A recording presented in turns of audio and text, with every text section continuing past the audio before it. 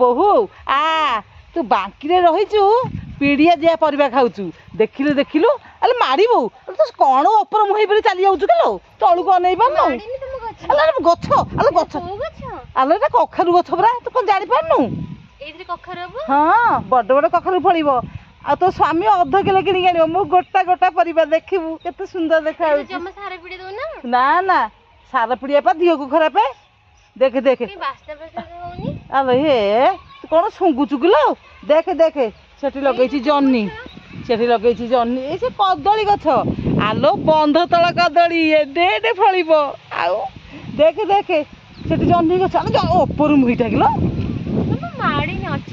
ଅନେକ ତୁ ଉପରକୁ ଅନେଇଥା ତଳକୁ ଅନେଇଛି ଆରେ ଜହ୍ନି କେତେ ବଡ଼ ବଡ଼ ଏଡେ ବଡ଼ ବଡ଼ ଜହ୍ନି ହବ ଜହ୍ନି ଆଲୋ ଜହ୍ନି ପେଣ୍ଡି ଜହ୍ନି ଏଡ଼ିକି ଏଡ଼ିକି ତୁ ଅନେଇରେ ତୋ ବାପା ଚାଷ କରୁଛି ତତେ କିଛି ମାଲୁମ ନାହିଁ ଦେଖେ ଦେଖେ ତମର କେତେ ବଢିଆ ତମେ ଗାଁରେ ରହିଲ କେତେ ବଢିଆ ଦେଶୀ ଖାଦ୍ୟ ଦେଶୀ ପବନ ଦେଶୀ ପାଣି ପବନ ଦେଖିଲୁ ଦେଖେ ଦେଖେ କେତେ ସୁନ୍ଦର ପବନ ମତେ ମାନେ ଘରେ ଯେତେବେଳେ ବେସ୍ତିଆ ଲାଗେ ମୁଁ ଆସେ ହେରି ମୋ ବାରିକି ବୁଲିବା ପାଇଁ କେତେ ଶାନ୍ତି ଲାଗେ ଆଉ ତୋ ଭଳି ସ୍ୱାମୀ ପାଖରେ ରହିବି ମଜଲି ସେ କଣ ଏବେ ଗୋଟେ ଡିଲ୍ ମିଶିକି ଆଣିକି ଏମିତି ଏମିତି ହେଇକି ଝଡ଼ିକି କଣ୍ଟା ହେଇଯାଇଛି ଦେଖୁନ ଖାଇ ଖାଇ ମୋଟା ହେଇଯାଉଛି ବୋଲି ସେଥିପାଇଁ ଏକ୍ସରସାଇଜ କରୁ ତମର ଏକ୍ସରସାଇଜ କରିବାର ନାହିଁ ଆଡ଼େ ପଳେଇ ଆସିଲା ମନ ଖୁସିରେ ହେଲା ଚାଲିବାର ହେଲା ବୁଲିବାର ବି ହେଲା ଶାନ୍ତିରେ ବାହାରେ ପବନ ବି ଖାଇଲ ସେଠି କିଛି ବି ନାହିଁ ନା ବାହାରେ ପବନ ଅଛି ନା ଶାନ୍ତିରେ ପାଣି ପିଆ ଅଛି ନା ଶାନ୍ତିରେ ଖାଦ୍ୟ ଅଛି ଖାଦ୍ୟରେ ବି ସାର ଯାଉ ତୁ ଏଠି ରହିଥିଲୁ କେତେ ମଜା ଲାଗୁଥିଲା ତୁ ଭାବେ ଭାବେ କେତେ ଗଛ ଶାଶୁ ଶ୍ୱଶୁର ପାଖରେ ରହିବା କେତେ ମଜା ସ୍ୱାମୀ ପାଖରେ ରହିବା କେତେ ମଜା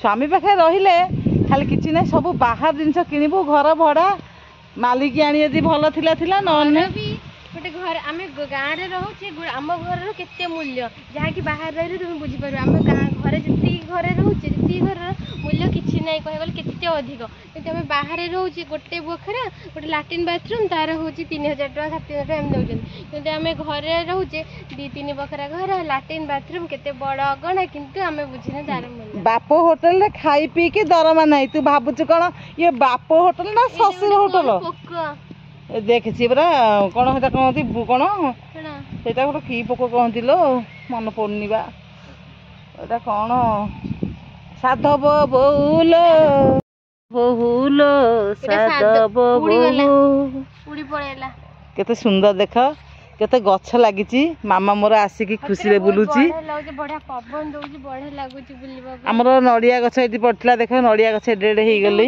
ଆମ ବାରି ଏଇଟା ବି ଆମ ବାରି ସବୁବେଳେ ତାପରେ ଆଉ ଗୋଟେ ନା ସେ ସବୁବେଳେ କହନ୍ତି ଆମେ ଯୋଉଠି ରହିନୁ ସେ ରୁମ୍ଟାକୁ ଦେଖି ସବୁବେଳେ କହନ୍ତି ଡେଲି ମୋତେ କୁହନ୍ତି ଆମ ଖଳାବେଳେ ଗୋଟେ ଏମିତିଆ ଘର କରିବା ଲାଟ୍ରିନ୍ ବାଥରୁମ୍ ଗୋଟେ କିଚେନ୍ଟେ କରିବା ମଝିରେ ମଝିରେ ସେଠି ବି ରହିବା ପବନ ଖାଇବା ସବୁବେଳେ କହନ୍ତି ଏଇଠି ତାଙ୍କର ଗୋଟେ ଘର କରିବାର ବହୁତ ଇଚ୍ଛା ନନାଙ୍କର ବି ନନା ବି କହନ୍ତି ବୋଉ ବି କହନ୍ତି ସମସ୍ତଙ୍କର ଇଚ୍ଛା କେଛୁ ଏଠି କିନ୍ତୁ ବହୁତ ବଢ଼ିଆ ପବନ କେତେ ସୁନ୍ଦର ପରିବେଶ କେତେ ବଢ଼ିଆ ଲାଗୁଛି ଦେଖ ଆମ କୁଟା ଗଦା ଏଠି ଦେଖ କେମିତି ଲାଗିଛି ଭେଣ୍ଡି ଲାଗିଛି ଭେଣ୍ଡି ଗଛ ହଁ ହଁ ଭେଣ୍ଡି ଗଛ ସେ ହେଇ ଦେଖ କେତେ ଭେଣ୍ଡି ଗଛ କେତେ ସୁନ୍ଦର ଦେଖାଯାଉଛି ବାଇଗଣ ଲାଗିଛି ଇଏ ଲଙ୍କା ଲାଗିଛି ସବୁ ଏବେ ସବୁ ଲଙ୍କା ଲାଗିଛି ଛୋଟ ଛୋଟ ସବୁ ଲଙ୍କା ହେଇଛି ବାଇଗଣ ସବୁ ଲାଗିଛି ଏଇଠି ବାଇଗଣ ସବୁ ଲାଗିଛି ଏଠି ଜହ୍ନି ଗଛ 10-12ଟା ଶାଗ କିଣନ୍ତୁ ନହେଲେ ପଇସା ସଜନା ଶାଗ ହେଲେ ବି ପଇସା ଦେଖ କେତେ ଶାଗ ଅଛି ମାମାକୁ ଦେଖି ଖାଲି ବାଡି ବିଟି ହଉଛି ମୁଁ ଶାଗ ବୁଣିଛି ଭାଇ କୁଆଡେ ଯାଉଛ ଆମେ ଶାଶୁ ବୋହୂ ଟିକେ ବୁଲିବାକୁ ଆଇଛୁ ଖଳା ଧରିକି ଆଉ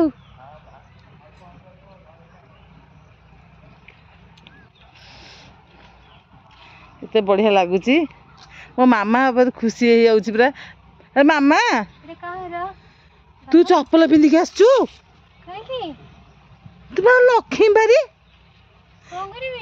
ତୁ କେମିତି ଚପଲଟା ତୁ ଅନେଇଲୁ ତୁ ବାଙ୍କିରେ ରହିଲୁ ତୁ ଜାଣିଲୁନି ତୁ କେମିତି ଚପଲ ଦେଖେଇ ଏ ବୋଉ ମୁଁ ଚପଲଟା ବା ଦେଖିଲୁ ଚାଇଲୁ ମୁଁ ଦୁଆର ଥୋଇକି ଆଇଛି ମୋ ଲକ୍ଷ୍ମୀ ବାରିକି ମୁଁ ଚପଲ ଆଣେନି ମୋ ତ ପୁରା ଅଗମଳା ଗଦା ଅଛି ତୁ କଣ ଜାଣିନୁ ମୋର ବା ଲଗେଇ ପୋଇ ଗଛ ଲଗେଇଛି କେତେ ସୁନ୍ଦର ସୁନ୍ଦର ଦେଖାଉଛି ଦେଖିଲୁ ମୁଁ ବା ଏଠି ଚପଲ ଓହ୍ଲେଇକି ଥୋଇକି ଆଇଛି ବୋଉ ଭାରି ଚାଲାକି ନିଜ ଚପଲ ଛିଡି ଯାଇଛି ବୋଲି ମତେ କହୁଛନ୍ତି ଚପଲ ଓହ୍ଲେଇକି ଯା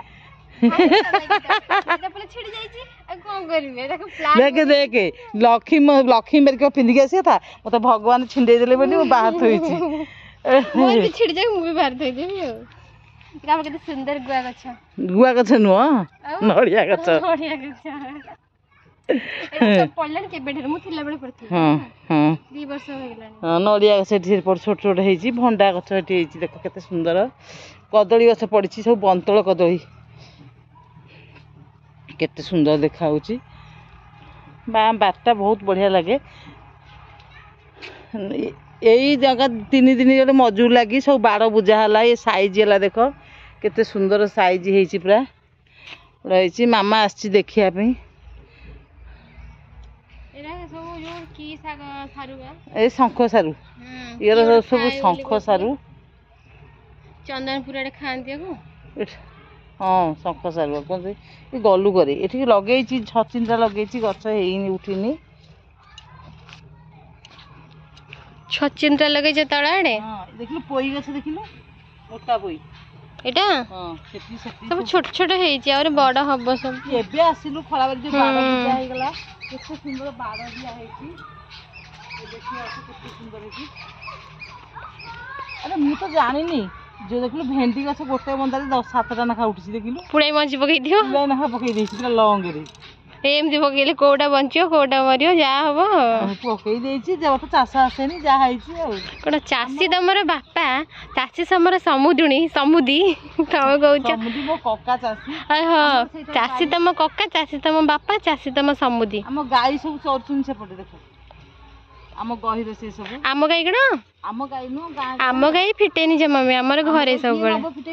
ଅଣ୍ଟା ଭଲ ନାହିଁ ଆମର ସବୁବେଳେ ଘରେ ଲୋକଙ୍କ ଛାଡ଼ି ଦଉଛନ୍ତି ପୁରା। ଶାଶୁ ବୋହୂ ପଳେଇ ଆସିଲୁ ବୁଲିବା ପାଇଁ ବହୁତ ଖୁସି ଲାଗେ। ଏମିତି ମାନେ ଶାଶୁ ବୋହୂ ଥିଲୁ ସାଥି ହେଇକି ଭିଡ଼ିଓ କରୁଥିଲୁ ମଜାମସ୍ତି କରୁଥିଲୁ କେତେ ଆନନ୍ଦ ମିଳୁଥିଲା। ଆଉ ସିଏ ପଳେଇଗଲା ପୁଅ ପାଖକୁ ମୁଁ ରହିଲି ଗାଈ ଗୋରୁ କାମ ସେବା ସିଏ ସେଠିକି ରୋଷେଇ କଲା ମୁଁ ଏଠି ରୋଷେଇ କଲି। କାମ ସେମ୍ ଯେଉଁ କାମ ନ କଲେ ଘରେ ଗୋଟେ ସ୍ତ୍ରୀ ଲୋକ ରହିଲେ ସବୁ କାମ ସିଏ ସେଠି ଯେଉଁ କାମ କଲା ମୁଁ ସେଠି କାମ କଲି। ମୋ ଗାଈ ଗୋରୁ କାମଟା ଟିକେ ଅଧିକ ସିଏ ତା ସ୍ୱାମୀ ସେବା କଲା ମୁଁ ମୋ ସ୍ୱାମୀ ସେବା କଲି। ତଫାତ୍ କିଛି ନାହିଁ। ଏ ତାର ଛୋଟ ଛୁଆଟେ ମୋ ଛୁଆଟେ ଟିକେ ଗାଈ ଗୋରୁ ମୋର ଛୋଟ ଛୁଆ ତମର ଗାଈ ଗୋରୁ ସେମ୍ ହେଇଗଲା ଆଉ ଏମିତି ଦେଖ ଇଏ ହେଲା ସିଜୁ ଗଛ। ଇଏ ଗଛ ବର୍ଷକୁ ଥରେ କାଟା ହବ। ଇଏ ଜମା ମରେନି। ସେମିତି ରହିଥିବ ଇଏ ସେମିତି ରହିଥିବ। ଇଏ ସିଜୁ ଗଛ ଏ ବାଡ଼ ବାହାଘର ବାଣ ଫୁଟିଲା ଚଢି ମୁଁ କହିଲି ବାଣ ଦେଖାଯାଉଛି ବୋଲି କହୁଛ। ଚଢି